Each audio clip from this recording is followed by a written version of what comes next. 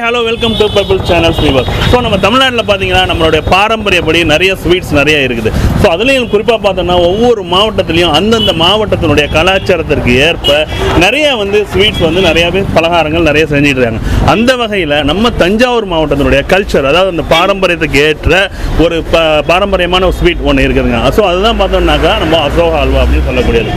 So அந்த தஞ்சாவூரில் அது எங்கே பிரசித்தி பெற்று இருக்குது அப்படின்னு பார்த்தோம்னா நம்ம திருவையாறு, அதாவது தஞ்சாவூருக்கு பக்கத்தில் இருக்கிற திருவையாறில் தான் இங்கே அசோகா ஹல்வா ரொம்ப பிரசித்தி பெற்று இருக்குது. அந்த அசோகா ஹல்வா அப்படின்னாலே நமக்கு சொல்கிறாங்க இந்த ஆண்டவர் அல்வா கடை. ஸோ அந்த ஆண்டவர் அல்வா கடையில் தான் நம்ம நின்றுட்டு இருக்கோம். திருப்பதிக்கு லட்டு, பழனிக்கு பஞ்சாமிர்தம் தான், திருவையாறுனா ஆண்டவர் அசோகா ஹல்வா கடை அப்படின்னு சொல்லியிருக்காங்க.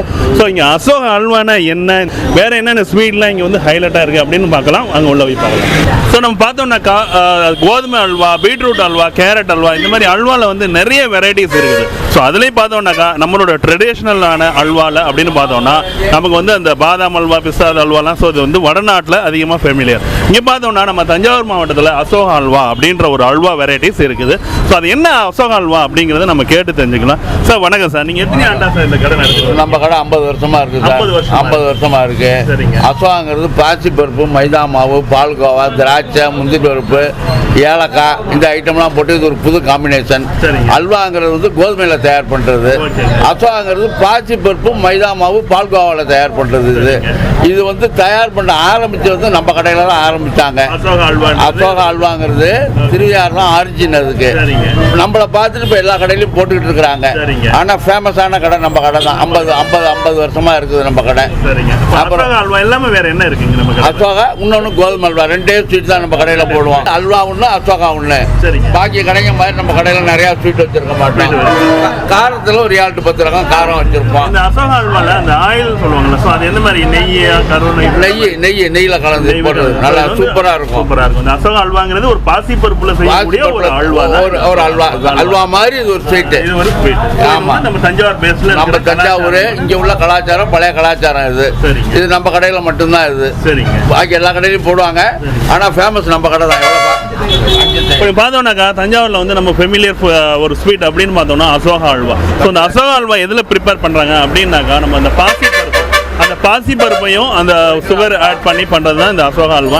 நீங்கள் இங்கே திருவையாறு வந்தீங்க அப்படின்னாக்கா நம்ம ஆண்டவர் அசோகா அல்வா கடை. ஸோ நம்ம திருவையாறில் பார்த்தோம்னா நிறைய கோவில்கள் இருக்குது. நம்ம தஞ்சாவூரில் நம்ம அதெல்லாம் விசிட் பண்ணிவிட்டு நம்ம ஆண்டவர் அல்வா கடைக்கு நம்ம வந்தோம்னா இருக்கும். சார் இந்த கடைக்கு ஹாலிடே அப்படின்னு தான் இருக்கும்? ஹாலிடே கிடையாது. காலையில் 10 மணிக்கு கடை திறக்கும், இரவு 10 மணி வரையில் இருக்கும். ஹாலிடேஸ்னோ ஹாலிடேஸ் எப்பொழுதும் சர்வீஸ் பண்ணிக்கிட்டே இருக்கும். வெளியூருக்கு நீங்கள் இல்லை, ஒன்லி கவுண்டர் சேல்ஸ் மட்டும் தான். No branches. வேற எல்லா ஊர்லயும் திருவையாறு அசோகான்னு விற்பாங்க.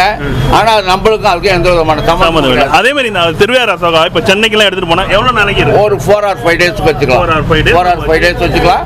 அல்வா ஒரு 7 நாளைக்கு வச்சுக்கலாம். நல்லா இருக்கும்.